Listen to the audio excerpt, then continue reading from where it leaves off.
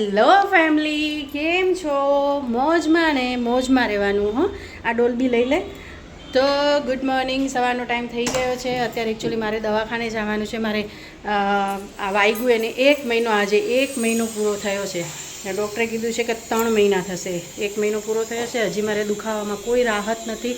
Painkiller આપે છે ત્યાં સુધી થોડુંક એમ સારું લાગે છે, પણ 2 દિવસથી દવા પતી ગઈ છે ને, તો 2 દિવસથી મારી હાલત એકદમ ખરાબ છે. એટલે મતલબ પેનકિલરથી થોડી રાહત મળે છે, બાકી સેમ જ છે પરિસ્થિતિ મારી. એટલે અત્યારે હું દવાખાને જાઉં છું.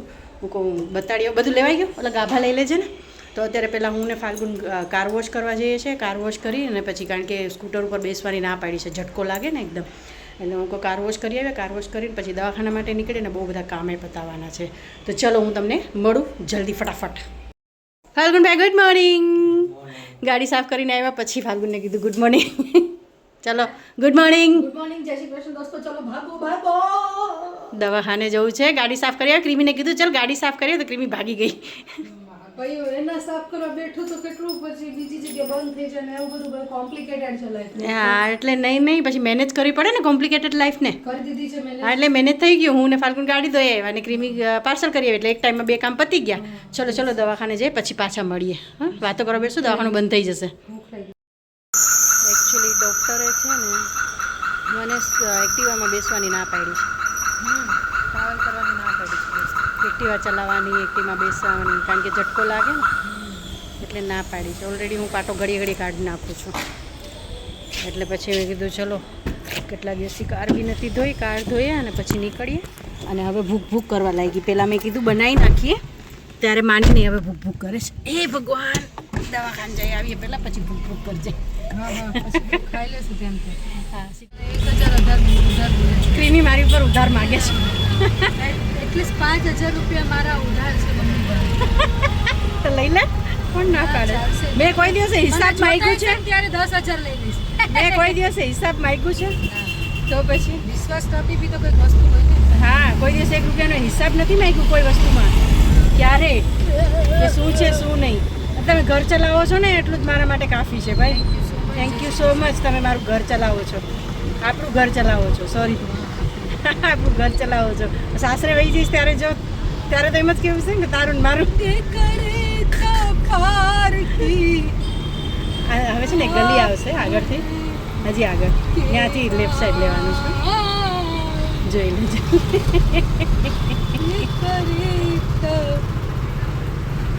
મોઢું જો એનું. યાર મને એ નથી સમજાતું કે દીકરીને પારકી શું કામે કહે છે. તને ખબર છે એક વસ્તુ છે, સાંભળ, આ મારું થોડું જ્ઞાન છે તમારા માટે, કે દીકરી માટે છે ને ઘર હોવું જરૂરી છે. સાસરાવાળા કંઈ પણ થાય ને તો બહાર નીકળી જા, તારું ઘર નથી એમ કે. સાસરાવાળાનો નિયમ હોય છે, એમ કહેશે કે અમારા ઘરમાંથી બહાર નીકળી જાય. તો મા બાપ અહીંથી જવાનું છે. હવે મા બાપા એમ કહેશે કે દીકરી પારકી છે અને અમે આમ બોજો ઉતારી દીધો, તો પછી દીકરી જાય ક્યાં? અમારી સાથે એવું થયેલું છે. અમારું ઘર જ નહોતું કે અમે ક્યાં જઈએ, ને મા પાસે જઈ શકીએ ને ક્યાંય જઈ શકીએ. એટલે અમારું ઘર નહોતું, અત્યારે ઘર છે. તો એવું રાખવાનું કે આપણી દીકરીને પણ આગળ ઘર હોવું જોઈએ. હકથી કેવી રીતે કે આ મારું ઘર છે. મા બાપ જીવતા હોય કે ન હોય, પણ દીકરી માટે ઘર હોવું જોઈએ. સાચી વાત છે. હા તમારું આજનું બધા લોકો દીકરીના નામે ફ્લેટ કરવાનું ચાલુ કરી દે. ફ્લેટ ન કરે તો કાંઈ નહીં, પણ થોડો એને હિસ્સો આપવો. તો કઈ રીતે આખું ફ્લેટ ન કરે તો કાંઈ નહીં, બધા ભાંડડાઓનો હક હોય ને, પણ એને હિસ્સો આપવો જરૂરી છે. એને હિસ્સો આપવો એટલા માટે કે એ ગમે ત્યારે કંઈ પણ થાય તો હકથી ઘરમાં પગ મૂકી શકે કે આ મારું ઘર છે, આવી શકે. હા તમારું આજનું જ્ઞાન. જય શ્રી કૃષ્ણ. દોસ્તો દવાખાનું આખું ભરેલું છે. બધા અહીંયા બાંગલા તૂટલા છે. મારે હું પણ તૂટલી છું. હું ક્રીમીને રોજ એક દિવસમાં એકવાર કહીશ કે હું તૂટી ગઈ છું. બાંગલી તૂટલી. તો બહુ પોઝિટિવ આપું છું એમને, એટલે જલ્દી ઠીક થઈ જાય. તો જો હસું છું. હશે તો જ તો સર્વાઈવ થશે. હજી કોઈકનો પગ તૂટેલા છે, કોઈના હાથ તૂટેલા છે, કોઈ અઘરું છે. પાછળીઓ તૂટેલી છે, બહુ અઘરું છે. પડ્યા પછી છે ને મૂંઢ ઘા વાગે છે ને, મૂંઢ ઘા જલ્દી સારું થતું નથી. મને કેમ 3 મહિના કીધા જાય. મને પહેલી વાર એટલું વાગ્યું છે લાઈફમાં, પહેલી વાર.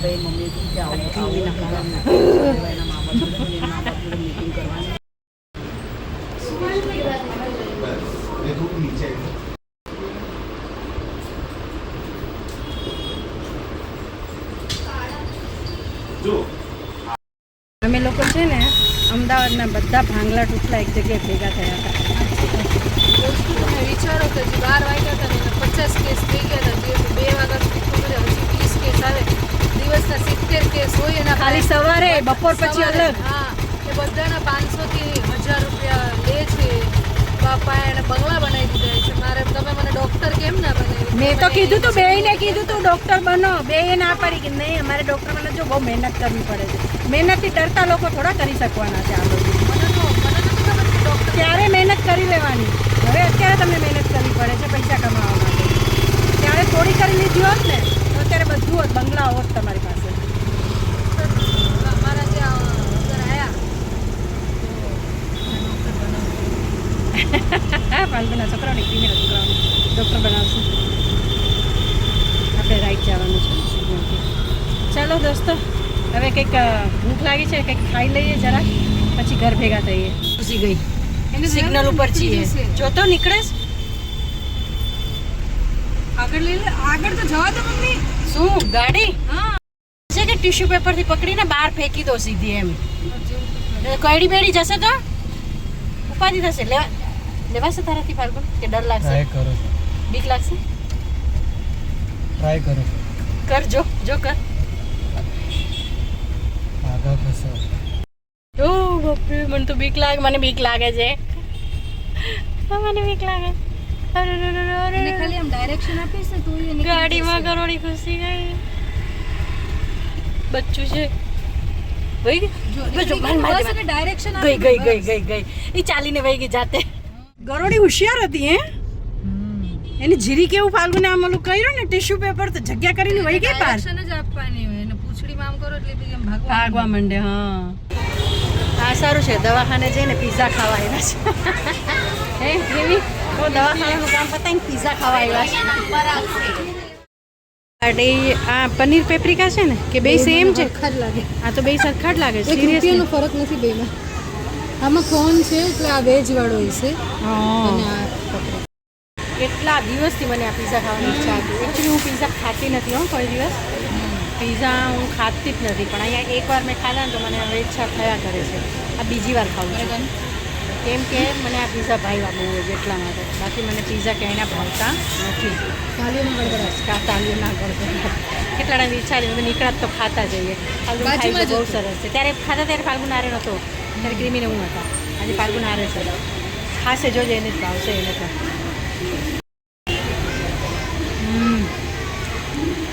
મસ્ત છે. કેમ છે ફાલ્ગુન? જોરદાર ને? મસ્ત ગરમ ગરમ. ક્રીમી કે પીઝામાં પાવડર હતો. પાવડર હતું દોસ્તો. નશા થઈ રહી છે. નશો થાય છે. તો અત્યારે ક્રીમીબેન થેપલાનો લોટ બાંધી રહ્યા છે. પીઝા ખાઈને એની ઉપર અમે થેપલા ખાવાના છે. વાહ, શું કોમ્બિનેશન છે. આજે આખો દિવસ હેવી પેટ રહેશે. એવી રહેશે. હા જાડું થવાનું છે ને મારે. જાડી થઈ તો ગઈ જ. હા, ના હજી તો નહીં, હજી તમારે બહુ વધારવાનું છે. અરે જાડું થઈ પછી ઉતરતું નથી.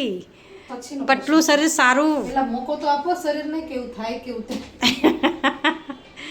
ચલો તો ક્રીમીબેનને બહાર જવાનું છે. ફાલ્ગુનને ક્રીમી બહાર જવાના છે એટલે હું થેપલા બનાવી નાખીશ અને બે જણા બહાર જશે ને આવીને પછી ખાશે, યસ જમશે. બરાબર ને? યસ. ઓકે ચલો બનાવી નાખ. તો ક્રીમી ને ફાલ્ગુન બહાર ગયા છે. એ લોકોને કંઈક ખરીદી કરવાની હતી બે માટે, તો એ બે જણા ભાઈ બહેન બહાર ગયા છે વસ્તુઓ લેવા માટે. મેં કીધું જાઓ, કારણ કે બે વીકથી છે ને બહુ વરસાદ ને બધું આવતું હતું ને એટલે ક્યાંય જઈ નહોતા શકતા માર્કેટમાં કંઈ લેવા કરવા માટે. છોકરાઓને કંઈક વસ્તુઓ લેવાની હતી તો એ વસ્તુઓ લેવા ગયા છે પોતાના માટે. કેમ કે વોલેટ આ તે બધું, પર્સ, વોલેટ, પરફ્યુમ ને એવું બધું. પરફ્યુમથી ધરાતા જ નથી. હમણાં ગયા વીકે અમે કેટલા બધા પરફ્યુમ લાવ્યા, તો એ બધું લેવા ગયા છે. અને મારે બી કસ્ટમર હતા, મેં કસ્ટમર બતાવ્યા, થેપલા બનાવ્યા, રસોઈ બનાવી. અને હવે હું થોડું ચેન્જ કરીને થોડું રેસ્ટ કરીશ, કેમ કે મને રેસ્ટની બી જરૂર છે. મારે રેસ્ટ થતું નથી એકચ્યુઅલી, પણ જો કે મને લાગતું નથી. હું 10-15 મિનિટ લાંબો કરીશ ને પછી પાછી કામે ચડી જઈશ.